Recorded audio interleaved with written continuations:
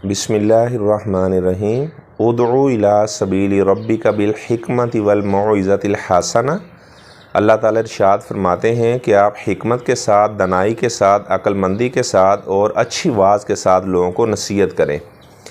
जो वाइज़ होते हैं, एडवाइज़र होते हैं, उसकी मिसाल एक किसान की तरह होती है जो खेती के अंदर हल चलाता है, ठीक है, और उसके बाद वो फिर उसके फ़वाइद अख़ज़ करता है।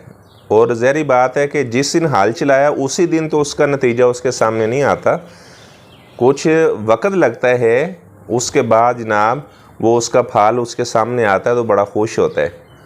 बाद ऐसे लोग हैं वाइज़ होते हैं लेकिन बड़े जल्दबाज होते हैं, कहते हैं कि एक ही हमने वाज़ किया है और जनाब ये सारे के सारे लोग मेरे हम जहन बन जाए, मेरे हम ख्याल बन जाए, ऐसा नहीं होता। और जो वाइज़ होते हैं उसकी मिसाल एक धोबी की तरह होती है।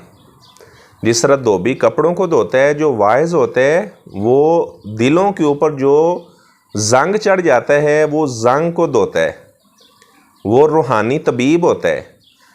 अब देखें धोबी के पास वो चाहे कोई प्रोफेसर है, इंजीनियर है, छोटा है, बड़ा है, सारे लोग अपने कपड़े उसे देने के लिए जाते हैं। वो बिला तफरीक वो सब के कपड़े धोता है।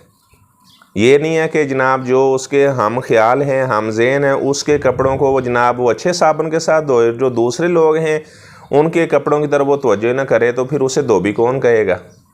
तो जो वाइज़ है बग़ैर किसी फ़र्क ये है कि चाहे आने वाला अहले हदीस है, बरेलवी है, देवबंदी है, शिया है, वो जिस मसलक से ताल्लुक़ रखता है, इसे चाहिए कि जितने लोग भी इसकी बात सुनने के लिए आते हैं तमाम का तज़किया नफ्स करे।